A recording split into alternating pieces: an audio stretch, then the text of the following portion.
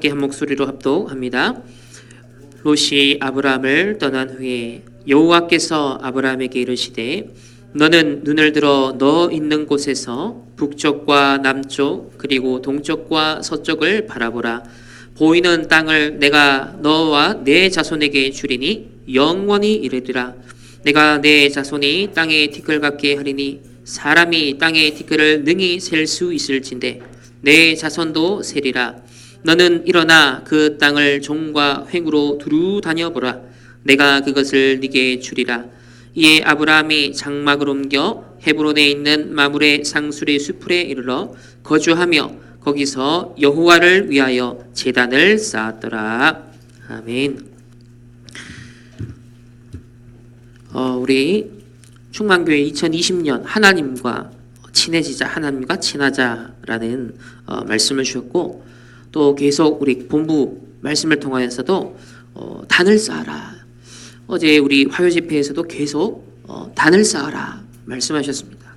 그래서 특별히 우리가 이 예배를 통하여서 중요한 하나님과 더 친해지고 소통되는 그런 단을 쌓는 시간인데,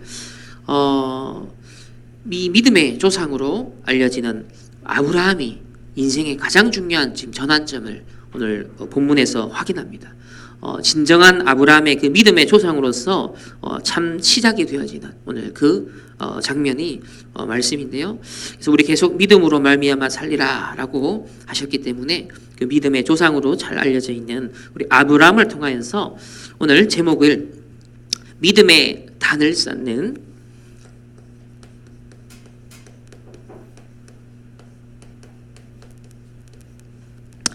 영적 서밋입니다.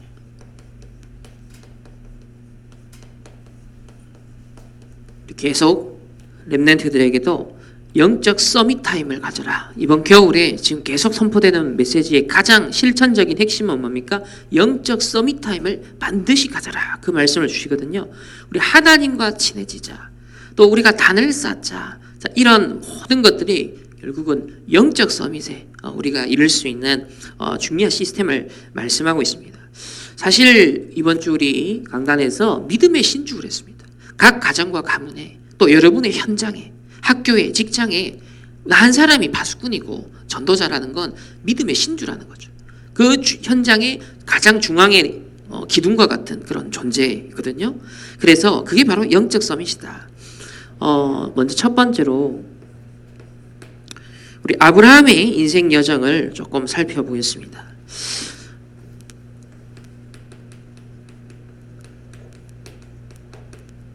믿음의 단을 우리 회복한 아브라함인데요. 사실 우리 창세기 12장 1절에서 3절에 보면 하나님께서 처음부터 약속하신 게 나옵니다. 우리 1절에서 12장 1절에서 3절 다 같이 한번 함께 합독하겠습니다. 여호와께서 아브라함에게 이르시되 너는 너의 고향과 친척과 아버지의 집을 떠나 내가 네게 보여줄 땅으로 가라. 내가 너로 큰 민족을 이루고 내게 복을 주어 내 이름을 창대하게 하리니 너는 복이 될지라. 너를 축복하는 자에게는 내가 복을 내리고 너를 저주하는 자에게는 내가 저주하리니 땅의 모든 족속이 너로 말미암아 복을 얻을 것이라 하신지라. 아멘. 여기 모든 하나님께서 아브라함에게 약속하신 내용이 최초의 이제 오리지널 버전이 나옵니다. 그 이후에 나오는 모든 장면들은 끊임없이 이거를 재확인시켜 주시고 계속 각인, 뿌리, 체질시켜가는 그 언약의 여정으로 보시면 되겠죠. 자, 이게 최초의 하나님의 이게 약속이기 때문에 어떻게 보면은 이제 우리가 기독교적인 성경적 세계관이란 건 창조, 타락, 구속 이 눈으로 보는 거죠. 하나님이 처음에 아브라함에게 주신 것, 자, 창조입니다. 하나님 원래 의도하신 것이다. 근데 우리 창세기 이어지는 이제 12장 5절에 보면 어떤 장면이 나옵니까? 5절에 보면 아브라함이 그의 아내 사레와 조카 롯과 이렇게 나옵니다. 여기 무엇이 끼어서 나오냐면 조카 롯이 끼어서 나옵니다. 하나님은 분명 아브라함을 통해서 그 씨를 통하여서 후대를 또 그 자손들을 주실 것을 약속했는데 사실상 아브라함은 자기가 아주 과학적으로 논리적으로 생물학적으로 볼 때 무슨 지금 이 나이에 자손은 오느냐 사실상 인본주의 불신앙을 이제 했다는 거예요. 그래서 숨어서 싹 데려온 사람이 누구다? 조카 롯을 끼워서 하나님이 롯을 통하여서 이 후대를 잇게 하지 않겠느냐라고 생각을 하고 사실상 이걸 뭡니까? 타락이죠. 원래 하나님이 주신 약속을 놓치고 불신앙과 인본주의가 이제 끼어들어간 거예요. 여기 이제 타락된 지금 모습을 보여주고 있습니다. 그러니까 결과가 어떻게 되냐면 10절부터 보면요. 아브라함이 이 땅에 이제 그 땅에 기근이 들었으므로 아브라함이 애굽에 거류하려고 그리로 내려갔으니 자 이때부터 기근 의식주죠. 의식주 현실 문제 눈에 보이는 육신의 자 그걸 기준 따라간 겁니다. 눈에 보이는 그 현실 따라간 거죠. 자 세상을 따라간 겁니다. 이 기근 따라갔더니 거기서 어떤 사건을 만나게 되었습니까? 거기서 애굽 왕이 이 아브라함의 이제 아내 사레를 딱 보고는 14절에 아브라함이 애굽에 이르렀을 때 애굽 사람들이 그 여인이 심히 아름다움을 보았고 그러면서 그 소식이 이제 바로 궁에 전달이 되었습니다. 그래가지고 아브라함이 이제 어떤 면에서 더 또 잔머리를 쓰게 되어지죠. 그래서 속입니다. 자기 누이다 살아남기 위해서 속입니다. 근데 12장 여기 보면 복이 될지라 하면서 1절 3절을 보면은 너를 축복하는 자에게는 복을 내리고 너를 저주하는 자에게 내가 저주한다. 그래서 너로 말미암아 모든 족속이 복을 얻을 것이라 라고 분명 복이 될지라 복의 근원이 될지라 약속을 했는데 사실상 이 언약이 또 희미했던 거예요. 그러니까는 이 현실 앞에 자기 목숨을 부지하기 위해서 자기 아내를 누이로 속이면서 자칫 잘못하면은 아내를 빼앗길 뻔한 그런 사건이 벌어지죠. 만약에 하나님이 원래 주신 약속을 굳건하게 믿었더라면 나를 저주하는 자는 반드시 저주받고 나를 축복하는 자는 반드시 하나님 축복한다라는 그 확신 속에서 사실 당당하게 갈 수 있었는데 사실 움직인 것 자체가 이 현실 문제, 의식주 문제, 세상의 가치관, 세계관 그 따라 가버리면서 이제 살아남기 위해서 생존을 모색하는 그런 아브라함의 타락된 모습을 보게 되어집니다. 그런 가운데 오늘 우리 이제 읽은 창세기 13장 우리 14절부터 이제 18절까지죠. 한번 여기 보시면 롯이 아브라함을 떠난 후에 인본주의와 불신앙 이 세상의 것들을 과연 결별 후에 확실한 결단을 한 거죠.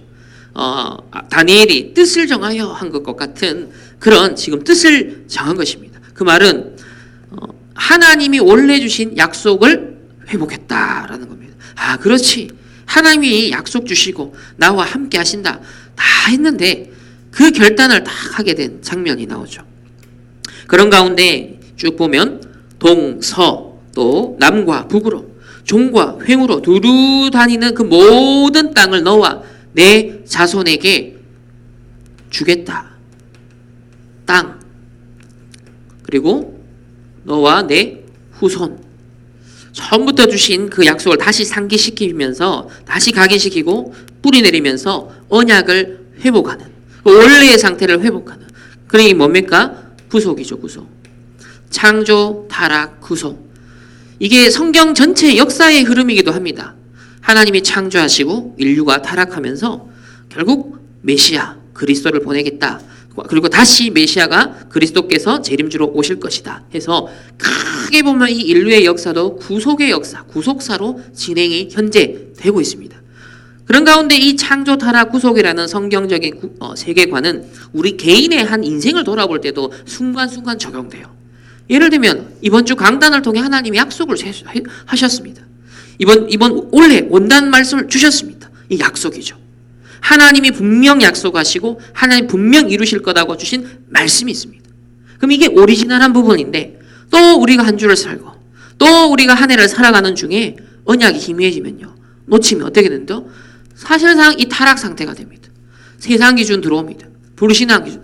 나에게 속고 사단에게 속고 세상에 속습니다. 그러니까 아브라함이 늘 또 고생했던 그 어려운 반복했던 사이클을 또 우리 인생사에서 경험하게 되어지죠. 그래서 다시 결단하고 언약 잡습니다. 그렇지, 내가 놓친 게 복음이었구나.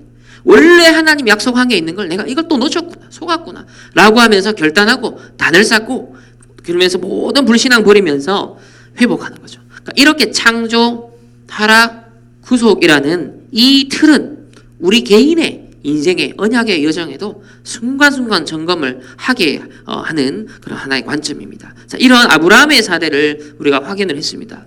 자, 그러면 우리 이제 강단 말씀, 우리 강단 말씀에서 지금 로마서인데요. 한번 로마서를 보겠습니다. 로마서 우리 1장으로 가서요.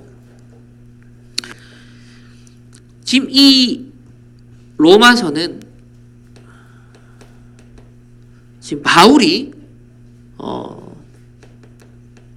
로마에 있는 교회에 쓴 편지입니다.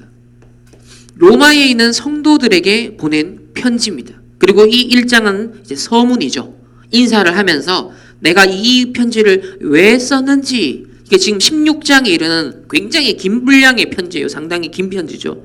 이 편지를 왜 내가 보내는지에 대한 목적을 밝힙니다. 서론에서.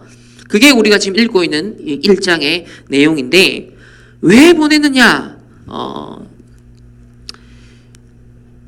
여기 15절을 보시면, 1장 15절을 보시면, 그러므로 나는 할 수 있는 대로 로마에 있는 너희에게도 복음 전하기를 원하노라 해보면 목적이 뭐라고요? 복음 전하기 위함이다. 이걸 위해서 함께 동력할 자들, 함께 후원할 자들, 함께 기도할 자들, 함께 전도 현장 갈 자들. 자, 지금 하나님께서 예비하신 그런 일꾼들, 제자들에게 이 편지를 쓰면서 우리가 이 시대 로마 복음화해야 된다. 지금 그 편지를 쓴 거거든요. 그럼 도대체 이 로마가 어떤 상태길래, 어떠한 상황에 있었길래 바울이 이렇게 아주 간절한 심정으로 여기 보면은 16절에 내가 이 복음을 부끄러워하지 아니하노니 이 복음은 모든 믿는 자에게 구원을 주시는 하나님의 능력이 됨이라. 먼저는 유대인에게요, 그리고 헬라인에게요. 로마인들에게 뭐가 필요하다? 이 구원이 필요하다. 복음을 통하여서 하나님이 주시는 바로 구원이 필요한 사람들이고 현장이다라는 것을 안타까워 애타게 이 바울이 지금 말하고 있는 겁니다. 그럼 구체적으로 이 로마의 상태, 로마의 먼저 영적 상태를 보겠습니다. 하나님을 믿지 않으니까요, 이 하나님을 떠나버리니까요, 사실상 불신앙에 다르게 표현하면 이 로마는요, 오랜 세월 복음도 없이 하나님도 모르는 새 불신앙의 단을 오래 쌓아온 대제국이란 거예요. 하나님 없이 인본주의의 단을 오래 쌓아온 제국이에요. 신비주의의 단을 온갖 신비 종교들이 성행했죠. 미신, 무당, 술계, 엄청나게 하나님을 떠나서 이 우상 문화들이요 막 성행합니다. 그러니까 하나님 떠나 인간이 몸부림친 모든 것들이 쌓여서 엄청난 대제국이 되었어요. 막 전쟁하고 죽이고 노예 삼고 대단한 것처럼 보이지만 그 실상 영적 상태가 어떠한지를 이 바울이 얘기를 합니다. 자, 18절을 보면 하나님의 진노가 불의로 진리를 막는 사람들의 모든 경건하지 않음과 불의에 대하여 하늘로부터 나타나니, 자, 어느 정도로 하나님의 진노가 나타날 만큼, 하나님의 진노가 곧 임해야 할 만큼 불의로 진리를 막는, 이 복음을 막는, 하나님을 거부하는, 믿지 않는, 그러면 하나님 떠나서 자기가 주인 되어서 네피림 속에서 바벨탑 할 수 있다 그러면서 그렇게 지금 살아가고 있다는 거예요. 그러니까 곧 임박한 하나님의 진노를 받아야 되는 그런 상태에 있음을 말을 하고 있습니다.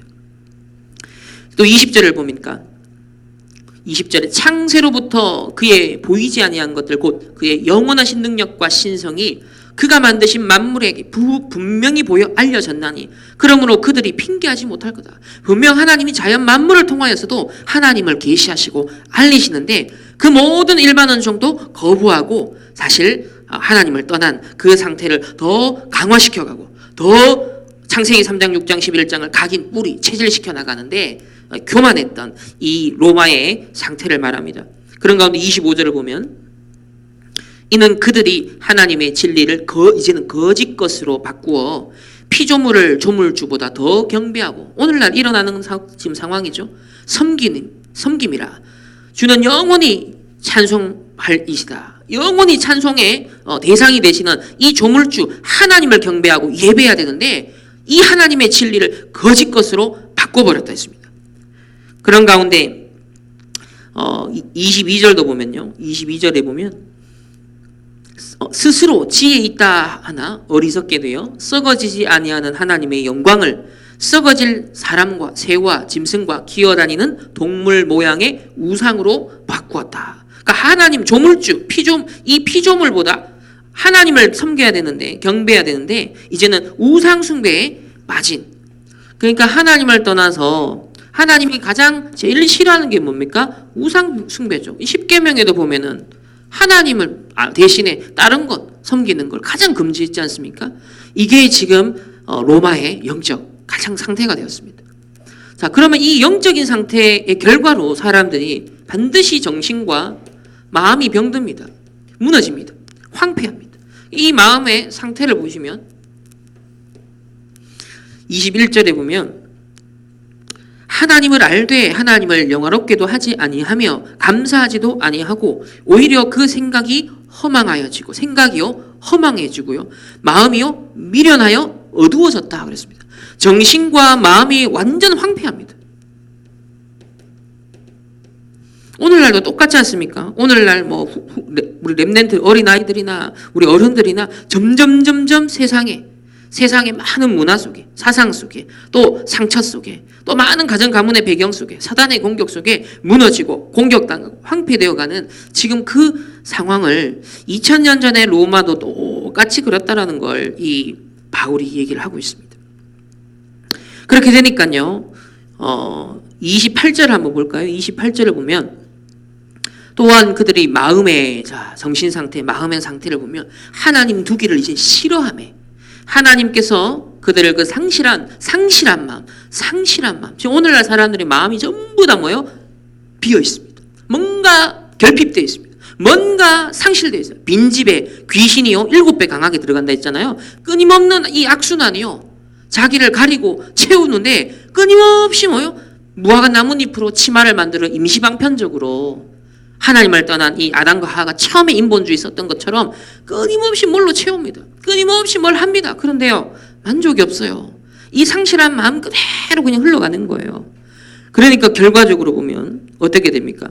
29절부터 한번 쭉 보면 모든 불의함, 추악함, 탐욕, 악의가 이제 충만합니다. 시기, 살인, 분쟁, 사기, 악독이 충만합니다. 수근수근한 자요, 비방하는 자요, 하나님께서 미워하시고 능욕하고 교만하고 자랑하고 악을 도모하며 부모를 거역하고 배약하며 우매하고 무정하며 무자비하고 지금 이런 상태. 그 어느 정도로요? 32절에 이 모든 일이 뭐야? 사형에 해당된다. 죽음이다. 완전 죽음 상태라는 거죠. 하나님을 떠난 이 우상 숭배에 빠져서 정신과 마음이 황폐되어져서 죽음 상태. 사형에 해당되는 상태로 완전 인생이 무너져 있는 로마의 상태죠.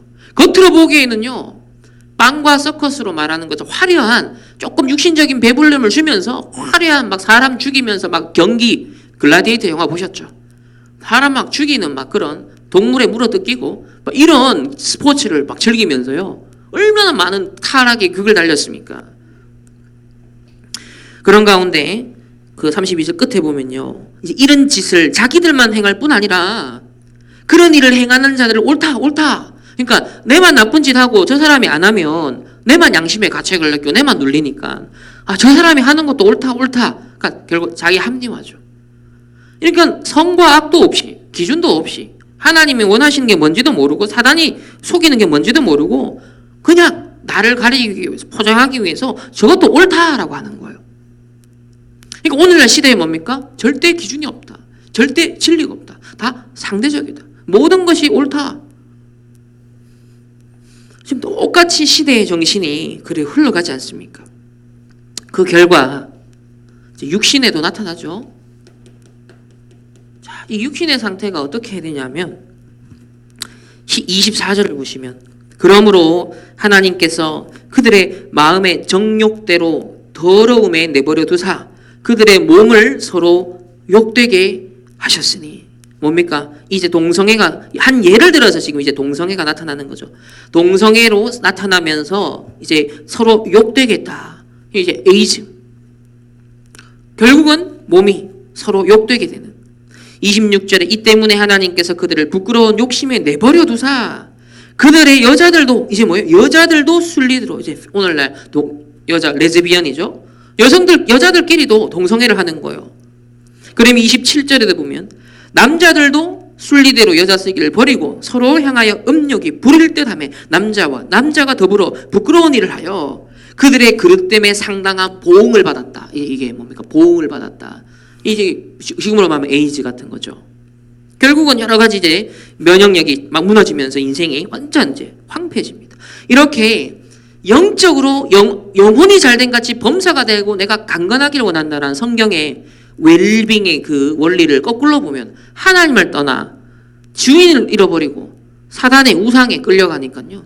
정신과 마음이 황폐되더니 이제 죽음 가운데로 가는데 실제 결과가 질병으로 완전 육신도 무너지는 단계로 자살로 살인으로 나타나는 겁니다. 이게 뭐 로마 얘기가 아니죠. 지금 얘기고 모든 시대마다 있었던 얘기. 그러니까 바울이 로마도 보아야 하리라 할 때 그 봤던 상태랍니다.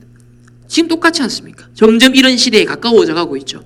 그러니까 가장 그게 하나님을 떠나 악독함에 정말 이 황폐가 더 심각해진 시대가 이럴수록 그때 예수님이 오셨고 그때 초대교회가 일어났던 것처럼 지금 이 시대가 절호의 전도의 기회예요. 절호의 복음운동의 기회라는 건 뭘 보면 알 수 있냐면 이 시대가 점점 로마를 닮아가고 있다는 거예요. 이 시대가 점점 소돔과 고모라처럼 닮아간다는 거예요. 이 시대가 점점 네피림처럼 완전 육신이 됨이라 모든 항상 생각하는 것이 악하다 했던 그 시대를 닮아간다는 것 거꾸로 말하면 방주운동이 반드시 일어나야 되는 거구나. 반드시 하나님이 성경적인 복음운동, 생명운동, 전도운동, 렘넌트 운동이 일어나야 되는 그 시점이구나라는 걸 우리가 역으로 깨닫게 되죠. 그래서 이 불신앙의 단이 쌓인 결과가 어떻게 나타나는지 인본주의의 단이 오래 쌓이고 여러 가지 하나님 떠난 상태가 오래 쌓인 결과가 이렇게 된다는 겁니다. 그러니까 하나님을 예배해야 될 단이 쌓여야 되는데 우상을 숭배하는 단이 계속 쌓이니까 그 배경에서 보십시오. 우리의 조선시대 우리나라에도 보면 5,000년 뿌리 깊은 무속, 뿌리 깊은 우상 숭배, 또 불교, 미신 이게 가정 가문을 타고 각 가정 가문을 타고 내려옵니다. 그게 우리 후대와 개인에게 영향을 미칩니다. 거기에 이제는 각 가정과 가문의 영적 문제만 얻어 걸리는 게 아니라 전 세계 유튜브를 통해 또 전 세계 스마트폰에 연결돼 있으니까 온갖 것들이 들어와요. 온갖 상처, 온갖 영적 문제, 온갖 컨텐츠들이 동시다발적으로 쌓이니까 이제 무너지는 속도가 훨씬 빠른 거예요. 그러니까 이제 10대도 자살하고 10대도 정신문제 오고 이런 일들이 일어나고 있습니다. 가속화되는 거죠.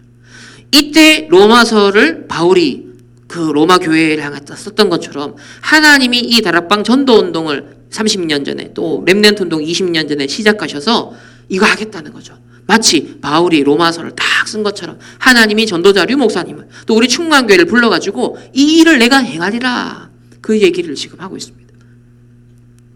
그래서 저와 여러분이 해야 될 게 뭐냐면 그렇구나. 불신앙이 높아진 이 쌓인 단위 결과가 시대에 이런 비참함이 올 수밖에 없는데 우리는 역으로 믿음의 단을 쌓아야겠구나. 하나님이 약속하신 말씀으로 단을 쌓아야겠구나. 그래서 오늘 세 번째로 믿음의 우리 단을 쌓는 영적 서밋의 응답을 우리가 함께 누리기를 원합니다. 강단에서 믿음이라는 것은 견고함이다 그랬습니다. 그 천막을 이스라엘 백성들이 유목민을 생활할 때 가장 중앙에 기둥을 딱 세워서 가장 중심이 되는 기둥이 되는 그 견고함에서 이 믿음이란 말이 지금 로마 이 시대 다 무너지는 시대, 다 황폐되는 시대에 로마 교회 또 바울 이런 전도자가 그 시대에 뭐예요? 견고한 기둥 역할을 한 거죠. 그 시대가 전쟁과 재앙으로 완전 무너지는 그 시대에 사람들이 올 수 있는 방주운동하고 사람들이 올 수 있는 교회 올바른 전도운동을 하는 그게 사실 견고한 우리가 이제 뭐 내 자체가 믿음은 아니지만 우리가 현장에 어떤 역할을 해줘야 됩니까? 견고한 기둥과 같은 역할을 해야 되는 파수꾼이죠. 그러면서 또 두 번째로 맡기는 거다. 믿음은 주인에게 맡기세요 하는 것처럼 진짜 신뢰할 수 있는 충분한 이유와 근거가 있는 그 하나님께 모든 걸 맡기는 거고 그리고 맡겼으면 평안해야 된다. 또 걱정이 돼가지고 기도를 하면 안 되고 정말 맡겼으면 가슴 뛰는 하나님 주신 소망과 희망과 그래 하나님께서 원하시는 계획 속에서 그래 하나님께 맡기고 평안 그러면서 감사 영광을 딱 돌려드리면서 하나님의 약속을 굳게 우리는 붙잡아야 됩니다. 이게 이제 믿음에 대한 얘기를 하셨습니다. 자, 이 믿음에 허다한 증인들이 있지만 먼저는 우리 하박국 2장 4절에 보면 하박국 선지자가 나오잖아요. 이때 또 어떤 시대입니까? 복음 또 놓칩니다. 포로에서 끌려오고도 또 복음을 그죠? 그래서 이 하박국 선지자가 아무런 소득도 아무런 부흥도 아무런 열매도 없는 그런 그야말로 이스라엘의 상태도 또 이런 황폐한 상태 이런 영적으로 정신적으로 육신적으로도 또 무너지는 그런 시대에 이렇게 말합니다. 보라 그의 마음은 교만하며 그 속에서 정직하지 못하나 지금 이제 황폐된 지금 상태를 말하죠. 근데 의인은 그런 시대임에도 불구하고 그 시대에 휩쓸려가지 않는 그 의인은 그의 믿음으로 말미암아 살리라 얘기를 합니다. 그러니까 시대시마다 하나님 아브라함을 얘도 우리가 보여주고 이 하박국 선지자도 그 믿음의 여정 단을 쌓았던 증인인 것을 말하고 있습니다. 그래서 이 말씀을 그대로 인용을 해서 바울이 지금 바울 시대 로마를 보니까요. 또 유대인의 이스라엘의 상태를 가만히 보니 이 하박국 선지자가 볼 때 그 당시의 시대 상황이나 바울이 볼 때도 똑같은 거예요. 그래서 바울이 뭐라 그럽니까? 내가 복음을 부끄러워하지 않으니 이 복음은 모든 믿는 자에게 구원을 주시는 여기서 빠져나오게 하는 유일한 길 대신 그리스도 선지자이신 그리스도 여기서 당할 수밖에 없는 저주 재앙에서 해방시켜주신 참 제사장 되신 그리스도 이 배경에 어마어마하게 역사하고 있는 사단 아무도 이길 수 없는데 100% 종로로 돼야 되는데 이 사단의 머리를 박살내신 그리스도 참된 왕 되신 그리스도 그렇기 때문에 이 복음을 내가 부끄러워하지 아니하노니 이 복음은 믿는 자에게 구원을 주시는 해방을 주시는 참된 자유를 주시는 하나님의 능력이라. 그러니까 이 하박국이나 우리 바울이 보면 다 그 시대 진짜 치유하는 메시지를 복음을 전했던 증인이었습니다. 그리고 바울 이후 또 1500년이 흐르면서 완전 교회가 또 어떤 상태가 됩니까? 이 로마 시대처럼 또 이 하박국 시대처럼 완전 중세 아시잖아요. 암흑기라고 세계사에서도 암흑기라고 말합니다. 교회사에서만 암흑기라 말하지 않고 중세 시대를 흔히 암흑시대다. 얼마나 어두웠으면 결국 교회가 무너지니까 시대가 다 암흑에 사로잡히죠. 그래서 이때 하나님이 루터라는 한 정교개혁자 남은 자 렘넌트를 다 부르시면서 이 바울이 이 하박국이 말하고 바울이 인용했던 그걸 또 그대로 가지고 딱 섭니다. 그렇지 오직 의인은 믿음으로 말미암아 살리라 그러면서 딱 루터가 나옵니다. 이 종교 개혁으로 말미암아 이제 교회가 세워지고 지금까지 이제 카톨릭과 이제 구별해서 우리가 현재까지 이어져 오고 있죠. 그래서 시대마다 믿음의 단을 쌓았던 그런 시대의 우뚝 선 영적 서밋에 의하여 역사가 움직여왔습니다. 교회가 흘러왔습니다. 그리고 이 시대도 똑같습니다. 이제 교회가 문 닫는 시대래요. 실제 보이고 있잖아요. 이제는 점점점 우리 후대들도 다 무너지고 있는 그런 시대. 이제 3단체가 정치, 경제, 사회, 문화를 막 장악해서 이제 막 병들게 만들고 마약도 자기 구원의 수단으로 정당화하고 합리화시키고 뭐 자살하는 것도 아무렇지도 않게 생각을 자꾸 심고 네가 주인 되라. 네 스스로 너를 사랑해라. 마음껏 신이 되라. 막 이런 시대가 되었습니다. 이 교회마저도요, 순수 복음, 오직 복음 놓치고요, 사회 복음, 막 인권 이러면서 예레미야 같이, 세례요한 같이 지금 딴 거 뭐 여러 선지자 중에 하나일 것 같다면서 본질 놓치고 교회도 지금 세상의 흐름을 그대로 또 따라가는. 그럼 그대로 따라가면 어떻게 됩니까? 점점 영적으로, 정신적으로, 육신적으로. 교회마저도 무너져가는 이런 시대에 이 오직 그리스도 운동하는 이 다락방 전도 운동을 하나님 회복시켜서 뭐 우리끼리 잘 먹고 잘 살자 이 운동이 아니에요. 2000년 전에 하나님이 로마를 살리게 했던 그 복음운동, 전도운동을 하나님이 이 시대적 요청 속에 동일하게 오직 복음이 안 되면 안 되는 이 시대에 복음을 드러내신 거죠. 그래서 영세전부터 영원까지 그 있을 복음이 시대마다 나타나는데 이제 나타나신 바 된 그 복음. 바울 당시에도 영세전부터 영원까지 있는 복음인데 그 시대에 나타나는 복음인데 저와 여러분 3단체 시대. 온갖 종교, 틀린 혼합주의, 종교다원주의 막 일어나는 이런 시대에 영세전부터 영원까지 하나님이 이 구속사를 이뤄나가시는데 이 시대에 이루실 하나님의 구원사역, 이 시대에 이루실 237 복음화의 하나님의 계획, 이 구속의 드라마 가운데 한 100년을 우리가 지금 함께 살아가고 있는 거예요. 그래서 세 번째로 저와 여러분에게 든든히 다져야 할 바로 신앙의 발판 10가지를 말씀하십니다. 무엇에 우리 뭐 위에 굳건히 서야 될까요? 사람은 어딘가에 의지하고 의존합니다. 어딘가에 기댈 수밖에 없어요. 어딘가에 발을 디딜 수밖에 없습니다. 아담과 하와 하나님 떠나자마자 어디를 의지했습니까? 숨었습니다. 피했습니다. 그러면서 무화과 나온 잎으로 자신을 가렸죠. 끊임없이 사람들은 자기의 빈 것, 치부, 약점을 가리죠. 근데 오직 복음 가지고 아니면 안 됩니다. 오직 그리스도가 아니면 안 됩니다.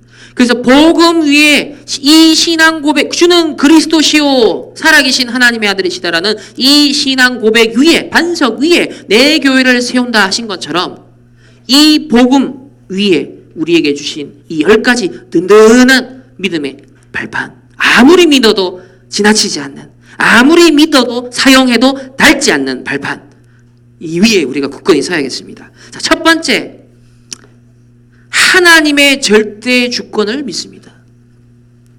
하나님이 창조하시고, 여기 보면 창조, 그러면서 우리 구원을 위하여서요, 선택, 경륜, 작정, 섭리, 이 모든 게 어디를 향해 있습니까? 이 모든 것이 결국 하나님의 구원 사역을 이루기 위한 하나님의 주권이라는 겁니다. 저와 여러분 한 사람을 선택하여 구원하시기 위해 하나님이 열심으로, 내가 열심히 가는 건 종교지만 하나님이 열심으로 우리를 향해 달려오시는 것, 그게 복음이에요. 오늘 이 시간도 예배 시간이 뭡니까? 하나님이 하나님의 열심으로, 하나님의 열정으로, 하나님의 가슴으로 우리를 향하여 달려와서 구원하시는 그 시간이에요. 그 하나님의 주권 속에 오늘도 이 예배에 우리가 앉아있죠. 자, 이 하나님의 주권을 믿는데 두 번째, 이 구원의 역사를 실제 인류의 역사 속에 펼치기 위해서 역사의 주인공으로 오신 분이 바로 예수 그리스도입니다. 그래서 구약은 예언된, 그리고 신약은 성취된, 그리고 앞으로 이루어질, 그게 이제 세계사고 인류의 역사며 사실 구원의 역사죠. 세 번째는 이 그리스도께서 승천하시고 뭘 약속했습니까? 보혜사 성령을 믿는 자에게 다 보낸다 했습니다. 그러면서 땅끝까지 내 증인이 되리라 했습니다. 모든 걸 생각나게 하시고 깨닫게 하시고 인도하시고 지키시고 보호하시고 위로하시고 힘을 주시고 권능 줘서 땅끝까지 내 증인 만들겠다라고 하셨습니다. 여기 보면 우리에게 능력을 주실 거다. 성령 하나님. 그 전제가 뭘 전제하냐면 사단이 지옥에 완전 영원히 갇히기 전까지 머리가 비록 깨지고 권세가 결박됐지만 활동을 하거든요. 이 귀신과 악령이 계속 속입니다. 불신자들은 당연히 완전 사단의 종노를 하고 심지어 신자들마저도 완전 우는 사자와 같이 삼키려고 하고 광명한 천사로 나타나서 속이려고 세상 신, 이렇게 악한 존재가 시대마다 종교의 형태로, 문화의 형태로, 정치의 형태로 나타나서요 계속 사람들을 어딘가의 함정 올무틀에 갇혀가 만들죠. 오늘날 대표적으로 3단체가 이 일에 심부름을 하고 있습니다. 이들은 명상을 통하여 악령의 힘, 악령이 주는 영감 얻어가지고 막 작품을 만들죠. 지금 이런 시대를 넉넉히 이기고도 남을 수 있는 성령의 능력, 성령의 내주인도 역사를 약속을 하신 거죠. 그래서 네 번째는 이 성삼위 하나님이 지금도 우리와 함께 하시고 분명히 역사를 이루고 계시는데 우리가 이 사실을 알 길이 없죠. 우리의 지성으로, 우리의 능력으로, 우리의 수준으로 알 길이 없습니다. 그래서 하나님을 계시하신 것이 바로 성경입니다. 하나님이 원래 주신 축복이 뭔지, 원래 인간이 뭔지 창조를 얘기하고, 그리고 창세기 3장을 비롯한 무슨 문제가 생겼는지, 이 인생의 인간의 근본 문제가 뭔지 그걸 성경에서 알려주시고, 거기서 빠져나오게끔 하나님이 이루시고자 하는 구원 계획이 뭔지 그 충분한 내용을 담아서 주신 게 바로 우리가 읽을 수 있는 형태의 문서로 성경을 주셨습니다. 그래서 이 성경의 특징은 지금도 살아서 역동하고 성취되고 있다는 사실입니다. 이게 어떤 종교 경전과도 비교할 수 없는 근본적으로 다른 점이 뭡니까? 지금도 살아서 성취되는 하나님의 말씀이라는 거예요. 우리가 원단 메시지 받고 우리 매주 강단 말씀 받고 또 우리 기도 수천 말씀을 자세히 묵상하고 조금만 집중하면 야 신기하죠. 어쩜 말씀이 이렇게 살았고 운동력 있는지, 하나님 말씀이 성취되고 있구나. 이걸 지금 리 목사님이 사실 이때까지 뭘 입증해 보이셨냐면 계속 말씀을 주시고 그 말씀이 성취되는 걸요 계속 보여주고 계시죠. 그게 이제 증인이잖아요. 다섯 번째로, 자 이렇게 성삼위 하나님께서 자기를 계시하셔서 구원받은 하나님의 백성을 가리켜서 성도, 거룩한 백성, 구별된 자, 성도라고 하죠. 세상 속에 살지만 세상에 속한 자가 아니라 하늘에 속한 성도입니다. 이 성도는 뭡니까? 바로 성령 하나님께서 우리를 성전 삼고 거하는 이렇게 존귀한 자고 귀한, 사실 과거의 이스라엘에게 가장 중요한 게 성전 개념이었잖아요. 제1, 2, 3 성전, 그 물리적인 건물로 개념의 성전, 그것 때문에 노예포로 속국되기도 하고 전쟁도 일어나고 어마어마하게 사실 성전이 그리스도의 상징인 거지만 이스라엘은 복음을 놓치고 껍데기만 또 잡으니까 문제였지만 저와 여러분이 그만큼 중요한 개념, 이 성전 가치를 말하고 있습니다. 그렇기 때문에 지금 우리가 이동하는 모든 현장이 뭡니까? 가는 곳곳마다 성전이 되는 거예요. 가는 곳곳마다 교회가 되는 거예요. 가는 곳곳마다 하나님의 통치하심을 이루는, 하나님의 나라를 이루는 바로 현장이라는 거죠. 그래서 여섯 번째 딱 우리에게 주신 게 뭐냐면 고로 우리의 이동하는 모든 현장, 우리가 기도로 품는 237 나라와 또 우리 지금 300명 리스트, 자 이런 모든 현장은 곧 전도 현장이요 선교의 현장이다. 이제 237 나라. 그리고 이제는 물리적인 이 세계뿐만 아니라 디지털 가상 세계, 진짜 이게 심각합니다. 이제 물리적인 세계보다 이 가상 세계에 머무는 시간이 앞으로 더 많아지게 됩니다. 가상 세계에 갇혀가지고요 이 속에서 이 사람들이요 모든 걸 다 하는 시대가 와요. 이것도 뭐예요? 전도 선교의 캠프의 현장, 빛을 비춰줘야 되는 21세기 로마의 현장. 그런 가운데 일곱 번째, 자 우리가 구원받은 성도로 전도 선교의 인생을 올인하는 그 언약의 여정이 지금 진행되는 중에 이런저런 일이 있죠. 이런저런 만남, 좋은 일, 안 좋은 일. 자, 생, 사, 화, 복. 이 바로 여정입니다. 언약을 주셨는데 우리에겐 여정이 있습니다. 노예로 갈 수도 있고요. 포로로 가기도 합니다. 때로는 전쟁도 일어날 수 있어요. 가정에 문제 당한 우리 요셉, 사회와 지도자들이 완전 엉망이었던 그런 뭡니까? 사무엘 시대와 다윗 시대, 그런 시대일 수 있어요. 골리앗이 날아다녀서 뻥뻥 치는, 얼굴에 누명을 쓰고 감옥도 가는, 자, 이런 생사 화복이 신자는 불신자에 있는데 이게 주관자가 누구다? 바로 우리는 주권을 가지신 살아계신 하나님이에요. 그 하나님이 생사 화복의 주관자인데 불신자들은 이 생사 화복의 어떤 면에서는요 저주, 지옥 배경, 사단의 종로로 타는 데서 모든 것이 사실 실패해요. 잘 돼도 결국은 망해요. 그 성공한 것 때문에 망하고. 그런데 우리는 심지어는 생사화복의 모든 이걸 과정을 통하여서 하나님은요, 뭘 드러내냐면 이 삼위일체 하나님의 구원 사역을 이루십니다.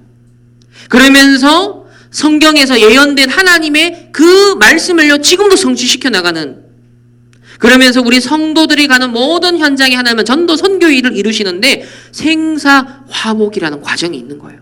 그래서 항상 갈등이 일어나다 문제와 어려움, 또 축복, 좋은 일, 자, 이런 것 속에서 항상 관통해서 꿰뚫어야 될 통찰력이 뭐다? 하나님의 전도 계획이 어디 있지? 하나님의 더 큰 구원 사역을 이루기 위한 계획이 어디에 숨겨져 있지? 이거를 찾아내는 게 우리가 가장 중요하게 신경을 써야 될 부분이죠. 그렇게 될 때 이제 이 생의 어떤 생사화복에 막 파도치는 생의 주기에 따른 여러 가지 어려움 속에 휘둘리지 아니하고 일관된 언약의 여정, 초점을 맞춰서 계속 단을 쌓으며 이제 가게 되어지죠. 여덟 번째는 반드시 모든 인간이 직면하는 것이 죽음과 심판입니다. 한번 죽는 것은 정한 것이니 이후에 심판이 있다고 그랬습니다. 그 누구도 벗어날 길이 없죠. 역사 속에서 그게 다 증명을 하고 있습니다. 그래서 세상은 뭡니까? 이 죽음에서 자꾸 피해보려고, 늦춰보려고 몸부림을 칩니다. 조금 더 살아보겠다라고, 조금 더, 그러니까 이 한 해에 몸부림치는 인생이 지금 세상에 다 나타나는 현상이지 않습니까? 그러나 죽음을 피할 수가 없죠. 그리고 반드시 내세가 있습니다. 천국과 지옥. 복음을 믿는 자 천국, 복음을 믿지 않는 자 지옥. 분명히 우리가 알려줘야 됩니다. 열 번째, 그렇다면 이런 하나님의 이 신앙 주권 속에서 이렇게 쭉 있다면 우리가 어디에 올인해야 된다? 바로 전도자의 삶에. 내가 가장 가치 있고 생을 드릴 수 있는 것은 결국 우리 62가지 전도자의 삶을 사는 겁니다. 냉수한 것도 전도자를 돕는 게 이게 상을 잃지 않는다, 그 말은 뭡니까? 오직 그리스도, 오직 하나님 나라, 오직 성령 충만이 저 로마에 필요한데, 그것이 우리 가정 가문에 필요한데, 그게 우리 자녀에게 필요하고 우리 지역에 필요한데, 그것을 천명, 소명, 사명으로 딱 잡는 거예요. 당연 필연 절대를 찾아서 심부름합니다. 그런 가운데 일심전심 지속할 수 있는 치유가 일어나고, 그렇게 오직률성 재창조의 업의 증거도 나타나며 24, 25 영원 이제 완전 올인할 수 있는 확 가는, 이제 완전 각인 뿌리 체제를 바꿔나가는 이런 전도자의 삶이 우리에게 있습니다. 이게 우리가 믿어야 할 내용입니다. 신앙의 발판 딛고 우리가 마음껏 달려갈 수 있는 이 신앙의 발판이죠. 자, 결론입니다.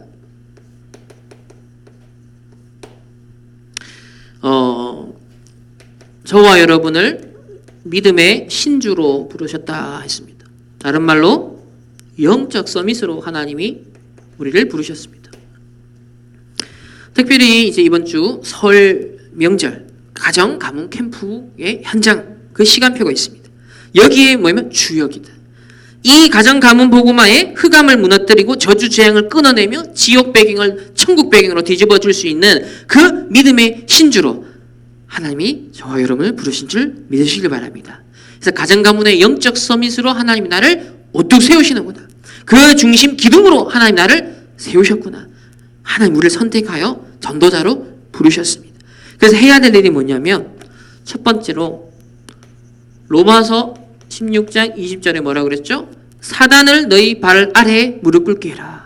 가정과 가문의 역사하는, 여러분 개인에게, 자녀에게 괴롭히고 역사하는 이 모든 사단의 역사를 무릎 꿇혀라.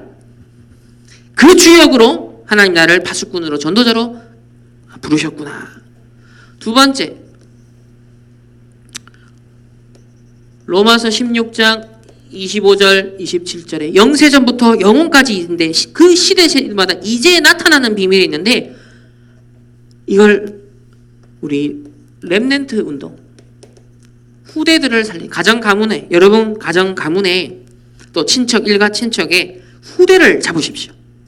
어떤 면에서 기성세대의 흑암을 계속 걷고요, 복음을 계속 어떤 면에서 시간표면 제시를 하지만 안 받아들일 수도 있죠. 그러나 반드시 잡아야 될, 반드시 우리가 기회를 놓치면 안 될 대상이 가정 가문의 친척들의 뭐요? 후대들, 렘넌트들.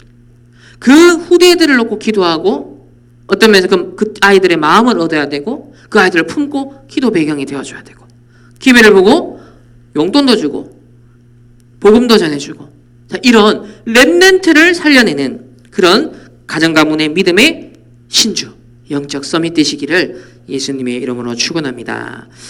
이번 주 믿음의 단을 쌓는 그런 한 주간이 또 되시고, 이 로마가 불신한 하나님 떠난 상태의 그 단이 계속 쌓인 결과가 얼마나 참 비참한가를 우리가 봤듯이, 또 아브라함의 언약을 놓쳤을 때 우리 상태를 봤듯이, 우리가 순간순간에 그런 기로가 있지만 판단해야 되고 인도받아야 될 순간순간에 올 때마다 이번 주 강단 말씀이 뭐였지?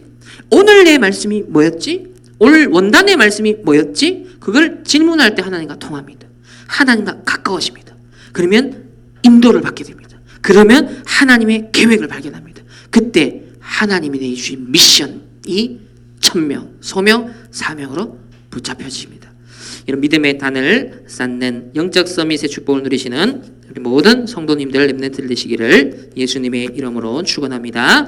우리 한번 합심해서 한 번만 기도하겠습니다. 하나님, 믿음의 단을 쌓는 영적 서밋의 축복을 누리게 하여 주옵소서. 10가지 신앙의 발판을 든든히 하나님 딛고 가정과 가문에 이 복음의 빛을 발하는 캠프의 주역이 되게 하여 주옵소서. 모든 가정 가문의 사단의 역사들이 무릎 꿇게 되는 역사가 있게 하시고, 우리 렘넌트들과 후대들을 살리는 기도의 파수꾼, 전도자의 사명 감당할 수 있도록 믿음의 단을 쌓는 우리 충만교회 모든 성도들이 되어지고, 또 우리 선교 사역을 놓고서 우리 한 번만 합심해서 우리 기도하겠습니다. 살아계신 하나님, 감사를 드립니다. 오늘도 하나님의 말씀에 이 예배의 단을 쌓을 수 있도록 은혜해 주심을 감사합니다. 하나님, 더 이상 불신앙의 단을 쌓지 않게 하여 주옵시고 믿음의 단을 쌓게 하여 주옵소서. 하나님, 정말 견고한 하나님께 모든 걸 맡기고 평안 가운데 정말 복음을 누리며 하나님의 말씀을 믿으며 10가지 신앙의 발판 위에 서서 하나님, 나를 살리고 후대를 살리고 가정가문을 살리며 교회와 시대와 민족과 전 세계를 살리는 우리 충만교회 백성들 되게 하여 주옵소서.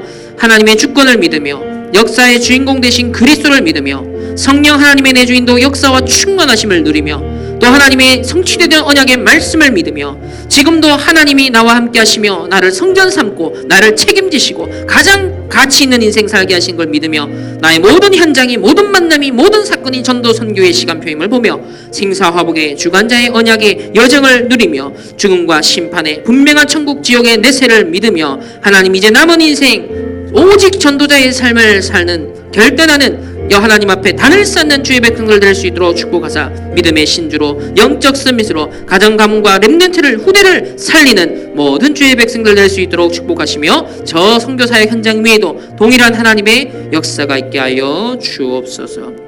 감사드리며 살아계신 예수 그리스도 이름으로 기도합니다. 아멘. 지금은 우리 주 예수 그리스도의 은혜와 하나님의 무한한 사랑하심과 성령 하나님의 내주 인도 역사하심이 믿음의 단을 쌓기를 소원하는 영적 서밋이 되길 소원하는 우리 모든 주의 백성과 렘넌트들 그 개인과 만남과 가정과 업과 가는 모든 현장 위에 또 특별히 미얀마 선교 사역 현장 위에 이제부터 영원까지 항상 함께 있을지어다. 아멘.